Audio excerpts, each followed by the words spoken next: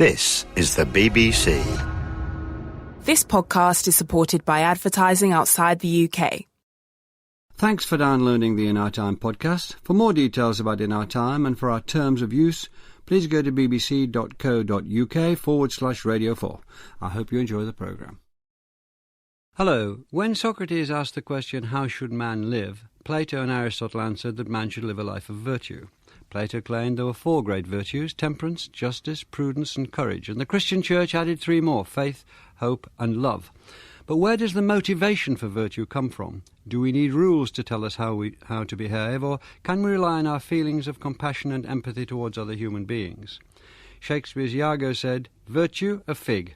'Tis in ourselves and that we are thus or thus. Our bodies are our gardens, to the which our wills are gardeners." So is virtue a character trait possessed by some but not others? Is it derived from reason, or does it flow from the innate sympathies of the human heart? For the last 2,000 years, philosophers have grappled with these ideas, but now in the 21st century, a modern reappraisal of virtue is taking the argument back to the Greeks with Aristotle. With me to discuss virtue are the philosophers Galen Strawson, Professor of Philosophy at the University of Reading, Miranda Fricker, Lecturer in Philosophy at Birkbeck College, University of London, and Roger Crisp, Uehiro Fellow and Tutor in Philosophy at St Anne's College, Oxford. Roger Crisp, Plato, as I understand it, believed in a set of cardinal virtues. What were they and where did they come from? Well, the name, the cardinal virtues, comes from the Latin word cardo, which means hinge. So the idea is that the other virtues somehow hinge on those cardinal virtues, the ones you mentioned, justice, wisdom, temperance and courage.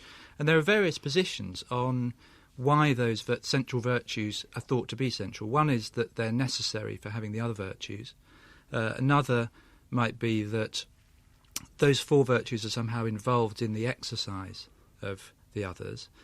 And I think more plausibly the idea might be that those 4 virtues are concerned with certain central spheres of human life which require the governance of reason. So I guess the spheres that I have in mind might be one's own life, which would be perhaps the concern of wisdom or prudence, the lives of others, which might be the concern of justice, the control of fear, which is obviously a key emotion in human life, which would be the concern of courage. And finally, temperance, of course, would be concerned with the control of the appetites. Did these, as I understand it, these weren't thought up, as it were, by Plato, but somehow received by him. Well, where did they come from? Well, for him, yes, for him, it's almost certain they came from the thought of Socrates. He probably picked up the idea from, as it were, Greek common sense. And Plato really adopted the same attitude towards them that Socrates did. I mean, Socrates actually questioned this particular set of virtues and approached them in the following way. He was trying to find out whether there was a hierarchy. And in fact, he thought there was, in a very extreme way. He thought that really there was only one virtue. That was the virtue of wisdom or knowledge. So really, he collapsed the cardinal virtues and all the virtues into one, making wisdom prominent. And that's really a strategy that runs through Plato, Aristotle and other thinkers about the virtues right through to Aquinas. Aristotle's notion, can you develop Aristotle's notion of magnanimousness, the great-souled person? Yes, I mean, magnanimity is the usual translation, but it is perhaps better described as great-souledness. And here the idea is that the key virtue is a virtue of character. It requires your having all the other virtues. And he calls it the crown of the virtues. And what I think is particularly interesting about it is that the main concern of the magnanimous person, he says, is honour. So already we see the importance of reputation and the way you appear to other people emerging in thinking about the virtues. Miranda Fricker, Aristotle was a pragmatist, and he said that the way to find virtue was to apply the rule of the golden mean to individual situations. Can you develop that? Yes, certainly. Aristotle's view of how we acquire the virtues was one that I think is still very plausible today. The thought is really that you learn to be good or learn to have a particular virtue, such as courage, through doing it. And he makes a comparison with the craft. So, for instance, if you're a carpenter, the way you learn to be a good carpenter is by, so to speak, practicing being a good carpenter. You won't wind up as a good carpenter if you keep on practicing banging nails in wonkily, as it were. The way to cultivate a habit in you of banging nails in straight is by practicing doing just that. Certainly anyone who's learned a musical instrument knows that they mustn't practice the mistake, so to speak, so in that sense it remains very plausible. So here we have this notion of a sort of practical training or habituation into being virtuous in one or another kind. Now, his conception of what the virtuous characteristic was, and here, as always in speaking about the Greeks, one has to be a little careful. We have a translation of virtue, and no doubt that'll do fine, but the Greek word's arete, and very often it's thought that the better interpretation or translation of that is excellence, an excellence of character, and a well-entrenched excellence of character, so that it doesn't have any moralistic overtones that perhaps in the modern period it's come to have. So, in the example of courage, which is, I think, an important one has the idea that courage is placed between two extreme entrenched characteristics. One will be cowardice at the one end, and the other extreme will be something like foolhardiness. And the mean, or golden mean as it's sometimes called, is where the virtue is situated, and in this case we name that virtue courage. So the courageous person, as it were, may well go into battle and do some things which involve his being in great danger and so on, but he won't just go in willy-nilly in a foolhardy manner, nor will he cower behind the ranks, so to speak. So that's the idea of the mean. It's the midway point between two extremes of the characteristic. But one person's midway point would be another person's extreme, wouldn't it? Well, I mean, some people, myself, would think it would be very foolhardy that a courageous man would think, well, this is mere courage. Well, it may be that there's room for disagreement about exactly what sort of behaviours demonstrate the mean. But certainly for Aristotle, I think the idea is that we have a common understanding of what the two extremes are, and we have to locate the mean through the operation of a more general notion of wisdom, as the notion that Roger pointed out. So for Aristotle too, wisdom is a very important factor in how we behave and how we locate the means between different extremes.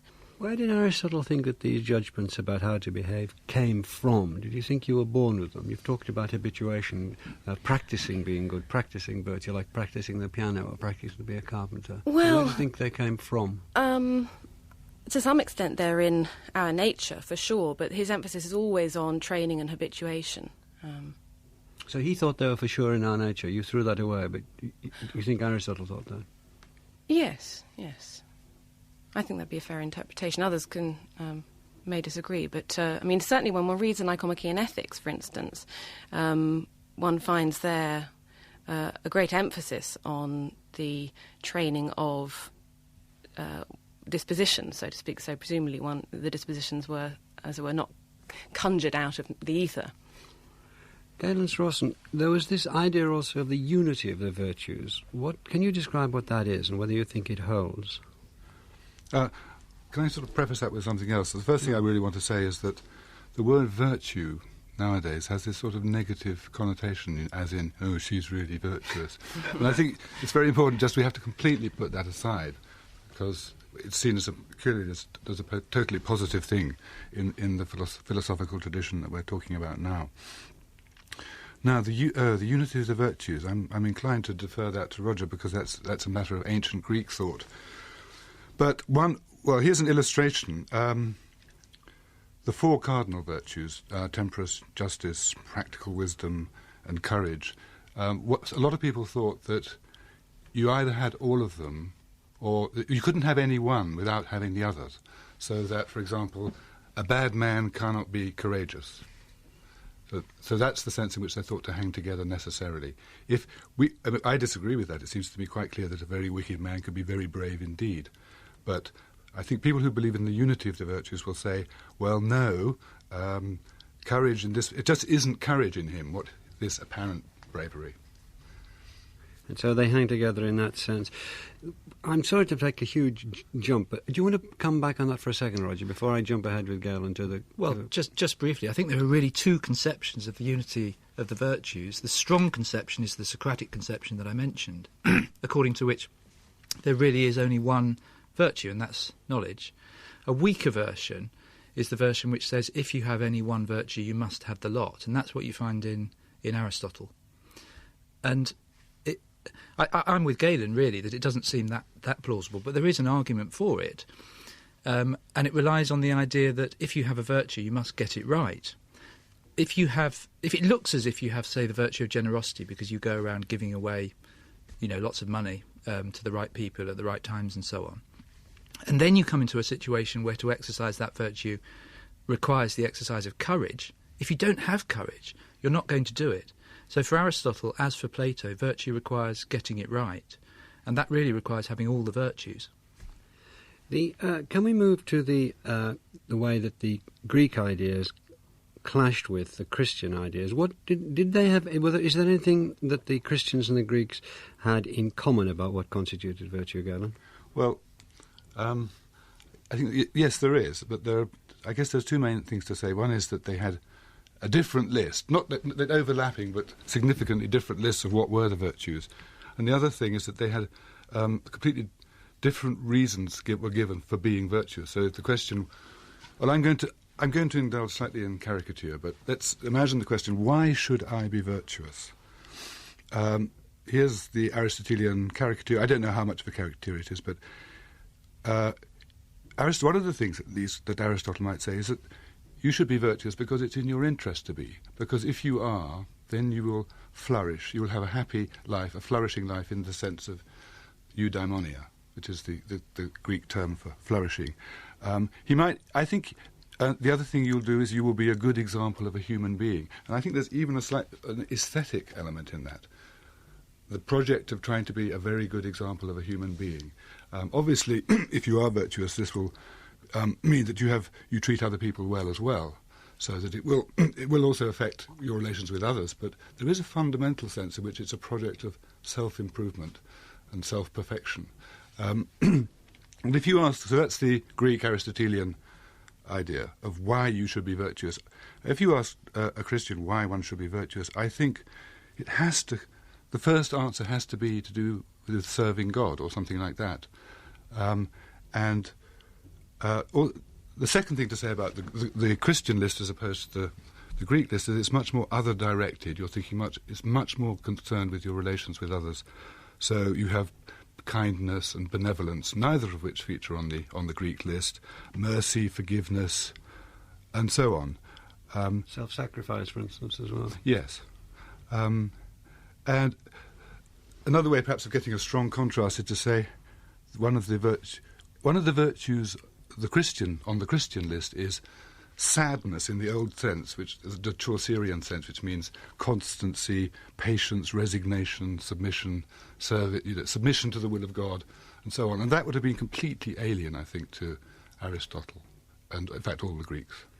Aquinas, as I understand it, in the 13th century, attempted to synthesize these two philosophers in his Summa Theologia. How successful was that? What I'd like to say first is that sometimes it's thought that he was the first to do that, and that isn't the case, because I believe that St. Ambrose in the 4th century AD was already trying to do something like that. How successful was he? Well, he made a very good job of it. One thing you might say is that he internalized the 4 cardinal virtues.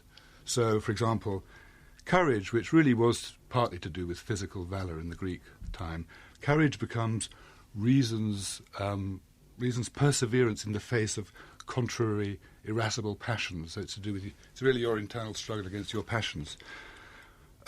Practical wisdom turns into the word prudence, which somehow seems to diminish it in my view. But I guess prudence is meant to have a pretty wide reading there. Practical wisdom for him is just a life in accordance with reason. So I suppose in a way that's cognitive and connects up with the Socratic notion that it's knowledge that's virtue. Let me just quickly say the other two. Temperance, that again is reason's restraint of your self-serving passions. And which is the one I missed out? Oh yes, justice. That would be reason's governance of your relations with others in spite of your selfish impulses. So it's all sort of internalized and moralized. Do you get a feeling that he set up a situation which went on for many centuries, but was fundamentally, as Nietzsche said much later, there's a complete opposition between Greek and Christian ideas of morality, and despite his extraordinary cleverness and so on and so forth, the opposition remained, and it was a false attempt. It was never going to succeed. Yes, I don't know how influential he was, but also I think there are just too many strands in Christianity for to say that he tried to, that this thing failed, and it sort of, well, as you know, Alistair MacIntyre thinks that we inherited this completely contradictory tradition. But you can also find in the Christian tradition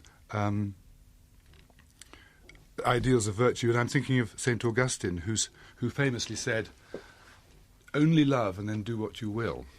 So he had the idea that if you had the virtue of love, then everything could just flow from your character, and you wouldn't have to be obeying rules and principles and commands at all.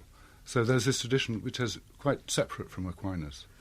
Briefly, Roger Crisp, what do you think about what flowed from Aquinas? Well, I think I'd really go along with everything that Galen has said there. There's a further aspect of Aquinas which is rather interesting, which links up with what Miranda said about how Aristotle thought that we acquired the virtues. He did think that we acquired the virtues through training and habituation.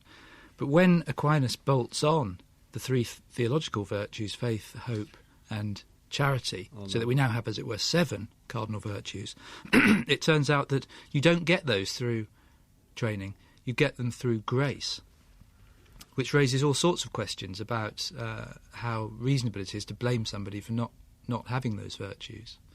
And those virtues clearly are relevant to life as a pilgrimage on earth towards heavenly bliss.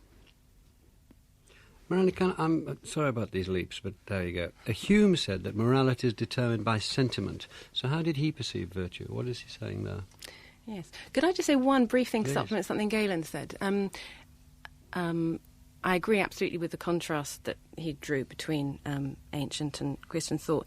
Just the point about the motivation for being good is a very interesting one. And, of course, the thought that, as it were, there's a somehow distal motivation or overriding motivation for being good that is flourishing in the distance, as it were, doesn't mean, as sometimes people think it does when they first read this stuff, that must be, as it were, your immediate motivation. Certainly when you teach undergraduates, people often think that you're being good in order to be happy, which would be a different idea. And I think Galen's point is that, as it were, the overriding explanation for why it's good to be virtuous is that, as it were, ultimately it leads to a flourishing and happy life. But that doesn't mean that in the process of habituation that I was describing, what you're learning is, as it were, how best to make yourself happy in some more immediate sense. What you're learning is how to enjoy being good. So, as it were, the fully virtuous person who's fully internalised these attitudes will find that he or she is made happy by acting that way and enjoys them. Whereas a less than fully virtuous person, someone who's on the road to having had the full training, so to speak, is doing their best to emulate the virtues but won't yet have this feeling of fully enjoying them. So it's part of the Aristotelian idea of habituation or training that you're learning to enjoy, learning to gain happiness from being good. So that's just, as it were, supplementing what Galen said on that score. Yeah, so you work pretty hard and you may not be enjoying yourself very much, but then the phrase is virtue is its own reward. Yeah. That it's actually good for you too. It makes you happy in your life. Did Hume take the argument on in a different direction then? Yes, I well, just knew that's let's almost... see, in Hume, I mean... How did he perceive virtue? He had a very specific theory of virtues in a certain sense. He made a distinction between natural virtues and artificial virtues. Now, for Hume, natural virtues are those dispositions or sort of praiseworthy character traits which we human beings naturally have. It was a sort of quasi-anthropological claim, as it were. So, in particular, the love of children, sympathy with one's fellow man, pity for the unfortunate. These things he thought that, other things being equal, were built into human nature, so to speak. The artificial virtues, on the other hand, are more an artifact of social life. So the artificial virtues that he mentions, for instance, are respect for promises and respect for private property. And clearly those are semi-institutional virtues. I mean, you could have a society where promise-keeping wasn't quite the institution as we know it, and where there wasn't private property in the sense that capitalist societies are used to there being private property. So they're more contingent, if you like, and more, as I'd like to say, though this isn't a very Humean way of putting it, more constructed. So that was his view, and his idea was that at the bottom of one's ethical outlook and what it takes to be virtuous is a fundamental human capacity for sympathy with one's fellow man and especially fellow man suffering. So and we were from basically that benevolent. then from that flows our capacity for these other virtues. And in particular, I mean, picking up on the Aristotelian notion of training, it's rather different in Hume, but Hume has got a social conception of the virtues, it seems to me, and what it takes to learn to be good, in that he cites, for instance, how one person cares about getting respect from another person, and that these relations of caring for the other's respect are reciprocal. And so through these social relations, so to speak, we all come to care about being regarded as virtuous. And the whole sort of system pulls itself up by its bootstraps from this initial starting point of sympathy. Is given approbation, in a way. Yes. Though I wouldn't like to present that as just a definition, as it were. I think that's absolutely dead right, because, I mean, Hume really had the first secular modern ethics of virtue, and I think it does come exactly out of that idea of approbation, which one finds in Shaftesbury. I mean, Shaftesbury said the virtuous action is the one that's done from a motive we approve of. Hutcheson then goes on to say, well, the motive we approve of is benevolence. And Hume just takes that and runs with it. And what's particularly interesting about it, I think, is that Hume was really beginning there the modern tradition of utilitarianism, the idea that we should produce the greatest good, which is these days seen very much as in opposition to an ethics of virtue. So in fact we see there the tradition of utilitarianism coming out of a virtue, the virtue of benevolence. Can we, as it were, take a sidestep here? Galus Rosnick, Hume believed in unselfish behaviour. Is there any way that we can bring Darwin into that argument? Because did Darwin distort that idea so massively? That's a large issue, but They all are, I'm afraid. yes. One of the problems we've got on this small one. programme. Well, we battle on using the four cardinal virtues. I think the first thing to do is would be you need to put Hume in context to some extent, and the crucial context is that his predecessor Hobbes, because Hobbes held that human beings I thought I was hopping Hobbes because I was looking at the clock. Well, but it's all right. Bring in Hobbes. We can go from Hobbes to Darwin a lot exactly, faster. we can, because Hobbes thought that we were all only acted in our self-interest. We were at war with each other, really. Yeah. I mean, I sometimes think that he was clinically paranoid, Hobbes, because he had this view of the war of every man against every man. And basically all that Hume and another contemporary, Bishop Butler, did was to say that's just empirically false. Human beings do have these feelings of sympathy for others and benevolence. Just a fact about how we are that Hobbes completely got wrong. Now, you asked about Darwin. Well, you could say that Darwinism was originally seen as it were, the proof of that Hobbes was right after all, because it's a theory about how there's a struggle for survival and everybody's out for themselves. But actually, you can show how moral motives arise even within the framework of theory of evolution. I don't know if you want me to try to do that. Well, Take a bit of time. Well, if it gets a bit too long, I'll wave my hands. It's clearly a real problem, since it seems that the best thing to do in order to survive and reproduce is to be totally out for yourself all the time. But there is a story which shows how sort of real virtue or niceness can arise even in those circumstances, and it arises, if you like, from self-interest and deception. I could try and tell one of those just so stories that you probably heard of this, people like to tell. So here's a brief story. Suppose that the potential advantages of cooperation with others are great, which they are for us. So it seems that your best bet from the point of view of self-interest is to cooperate with others when it benefits you, and to cheat on them when they call in the favour. So that's fine. You should be doing very well, getting the benefits of other people's cooperation and then not repaying them. It's fine until those you exploit get good at detecting cheats. This is what they've called an arms race. For now, they can and they will aim to enter into cooperative relations only with those whom they can sense not to be cheats. So they'll shut you out from the benefits of cooperation. So you need to deceive them into thinking you're honest in order to continue to participate in the benefits of cooperation. But they're increasingly hard to fool. And in the end, the most reliable and economical way to deceive them is to deceive yourself.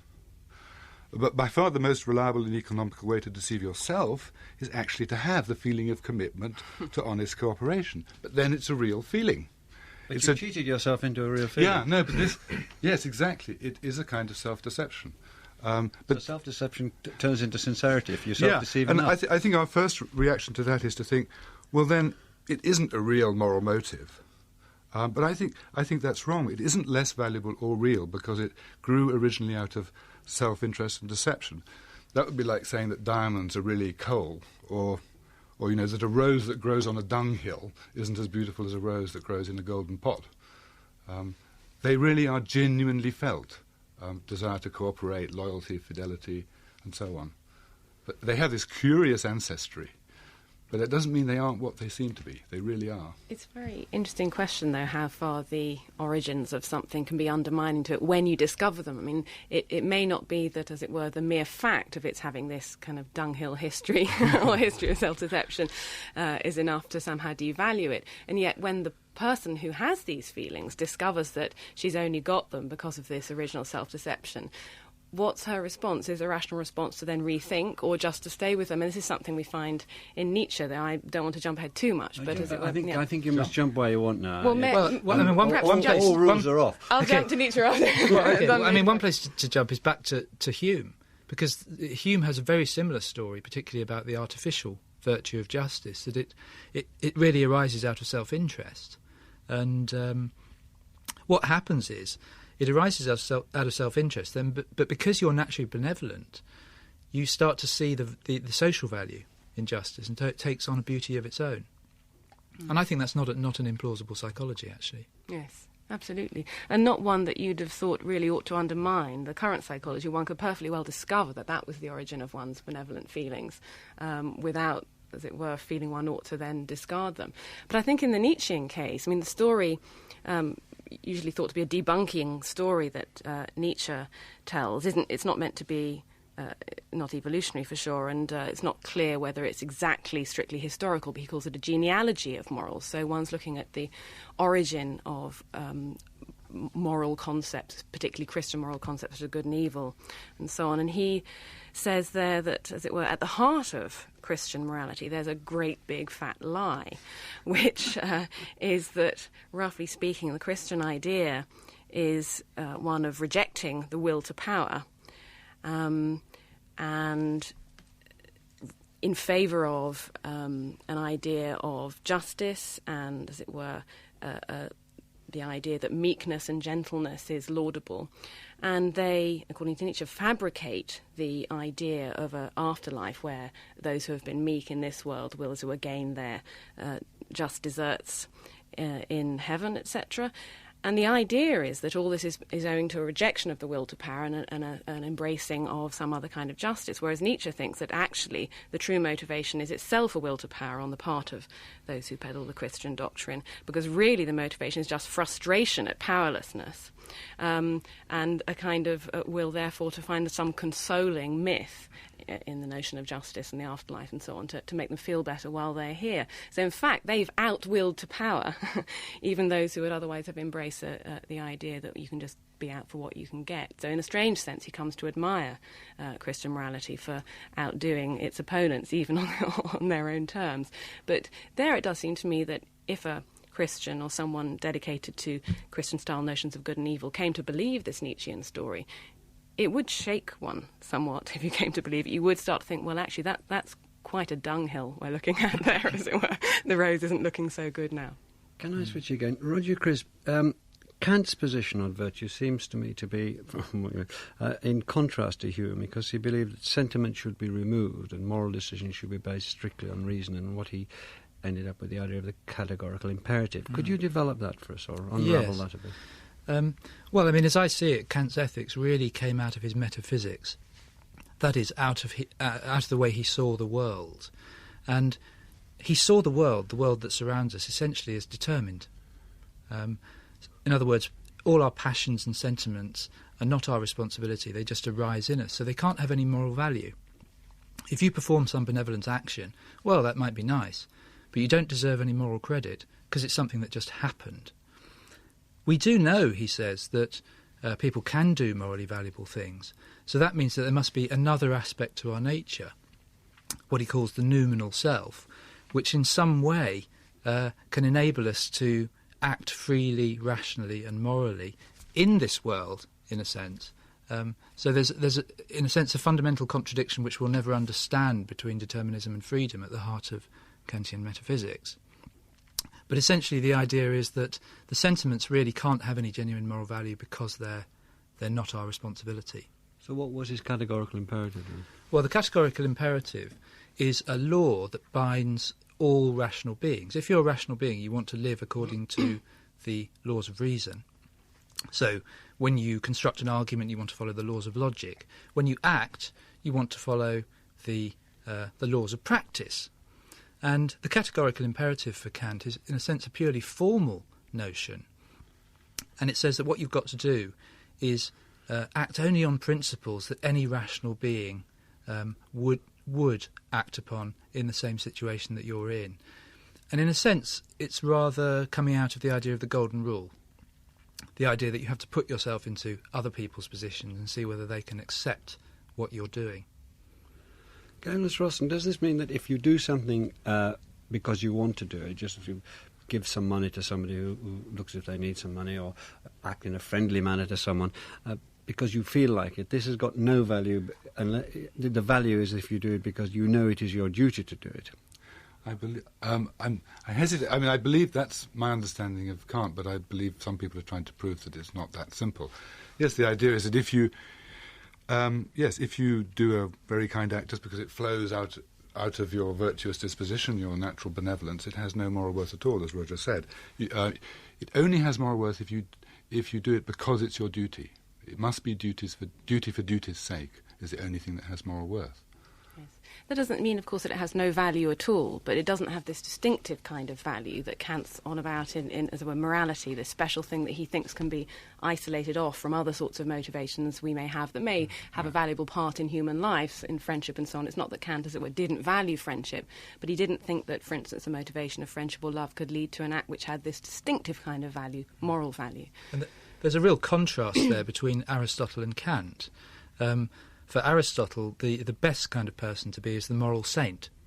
That is the person who has the right sentiments, the right passions, the right desires, and just enjoys doing the right thing. There's no struggle.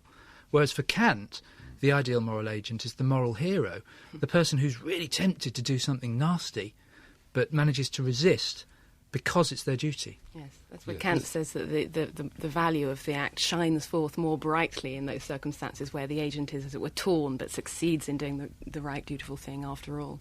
Right. I mean, there are these two completely opposed models of what it is to be virtuous. One is when it just flows. You just do what you want because you're virtuous, and so everything comes out right. Out of your character. So that's effortless. It's an effortlessness. Character. Whereas the other model, well-trained character.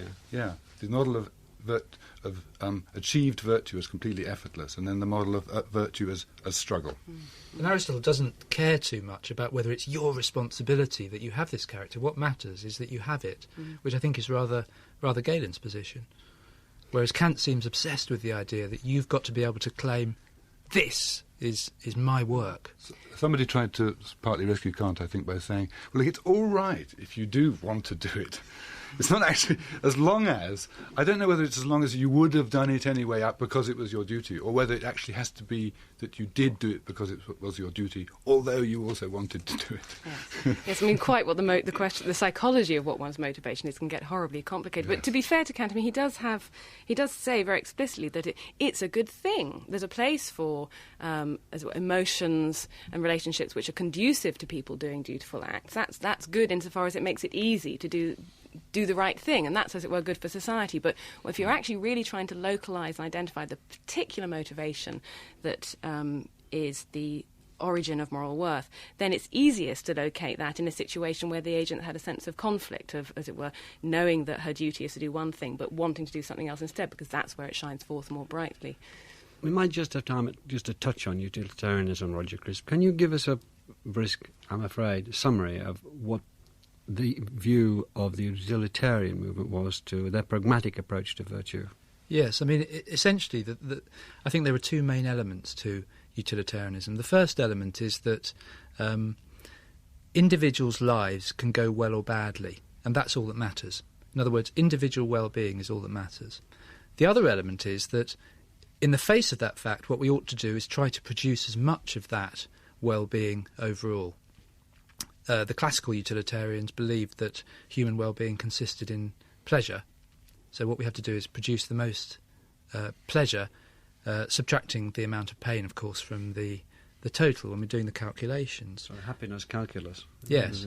Now, as I said, the virtue of benevolence really lies behind the utilitarian tradition, though to some extent it's now faded away, and the utilitarian principle is just seen as a principle, as it were, on its own. And what really has happened is that the utilitarians have reinvented the Epicurean notion of virtue, which emerged in the Hellenistic period, from about 300 BC to 100 AD, the idea that virtue is really just instrumental to some other good. Whereas in Socrates, in Plato and in Aristotle, the essential idea is virtue is a good in itself. It's a constituent of happiness. On one reading of Aristotle, it's the only constituent of happiness, and that was taken up by the Stoics. So it's a sort of instrumentalisation process. Yeah, I think Mill made that completely explicit in his book Utilitarianism. He said that utilitarianism maintains not only that virtue is to be desired, but that it is to be desired for itself. The mind is not in a right state unless it loves virtue as a thing desirable in itself. But he saw that, as Roger said, as purely pragmatic. This is a good thing to have installed in people so that they will generate lots of well-being for others. But one of the interesting things about the utilitarian point of view is that he tots up pleasures and tots up pain and does the subtraction and tries to work out what the consequences are, and it's to do with consequences. What are the consequences of your actions? But it actually seemed to take for granted that all pleasures were equal. And then, as I understand it, John Stuart Mill came in and started to talk about the higher pleasures, that reading and listening to music and that stuff was a higher pleasure, which a lot of people subscribe to, and you can see why, and I do a lot of the time. But it raises a very difficult question. Who says that's a higher pleasure, and on what grounds is that a higher pleasure? And that's a question I think still rages around. It not only affects pleasures, it affects tastes, views of culture, views of society.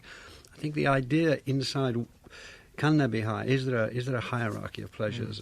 Is it central to this or an offshoot from this? What do you think, Miranda? Well, I mean, Mill was in a very tight corner there, because one understands entirely his motivation for wanting to make this distinction, and in particular, his utilitarianism had been accused of being a morality for pigs, as it were, as if the hedonism that seems to be involved in just insisting that there's this common moral currency, which is pleasure and pain, might seem to invite a life where we all just kind of sit around, as it were, generating that sort of pleasure for everybody. But nonetheless, he had this commitment to there being one single moral currency. And whereas in the ancients with Aristotle had the idea that there was a plurality of different values, utilitarianism, because it requires there to be this calculus, requires there to be a single currency in which you can do the calculus, and so pleasure and pain seem to be quite a good option. But Mill, in the end, found us in contradiction, it seems to me. Though, he can sort of technically make out that the higher pleasures are just, in the end, more pleasurable in the long term, and that's one way out, but I'm not sure it sounds like a very plausible one, or to really capture the distinction he was after. Very difficult to prove, isn't it? Quite. You could call, don't you think? Galen. What's that quotation about Socrates? Can you reproduce it? It's better to be... Socrates is satisfied than a fool satisfied. Yes. Yeah. Yes. So, or here's an extreme example of what high pleasure. When Wittgenstein was on his deathbed and he had a miserable and tormented life, he said, I tell them I had a wonderful life. And I think that was a true remark, but it showed that would be an example of a higher pleasure, because he was suicidal and depressed most of his life. But it was true that he had a wonderful life, striving after knowledge. I mean, I think the thing in Mill is that he's really torn between his utilitarian roots, which really come from his father, James Mill, and Bentham, according to which the only thing that makes anything good is its being pleasant.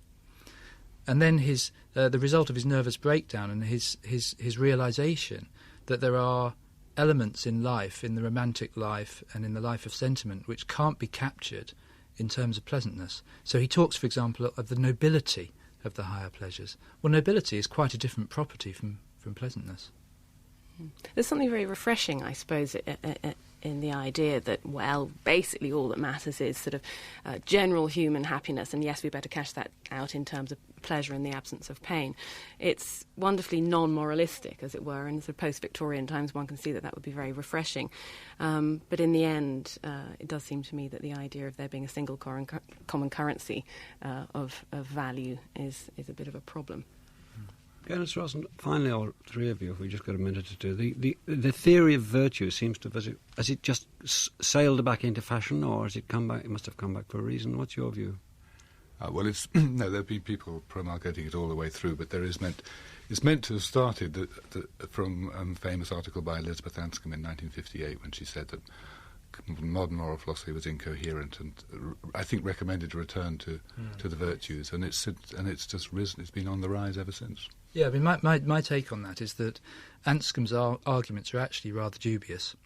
But what she'd noticed was that the virtues really, since the 17th and 18th century, had kind of faded into the background, and that moral philosophy had concentrated on notions of natural law and rational norms. And the idea of character and what kind of person one is had just really faded into the background. And other people agreed with her and have been trying to revive those very notions. I think it's a good thing that that's happened. I think that morality is right feeling. That's the heart and basis of morality, is right emotion, right feeling, not sort of trying to keep rules, sets of rules. So I think it's a return to the truth. Character first. Thank you all very much. Thank you, Miranda Fricker. Thank you, Roger Crisp and Galen Strawson. And thank you for listening. Next week we'll be talking about John Milton and Oliver Cromwell. We hope you've enjoyed this Radio 4 podcast. You can find hundreds of other programmes about history, science and philosophy at bbc.co.uk/Radio 4.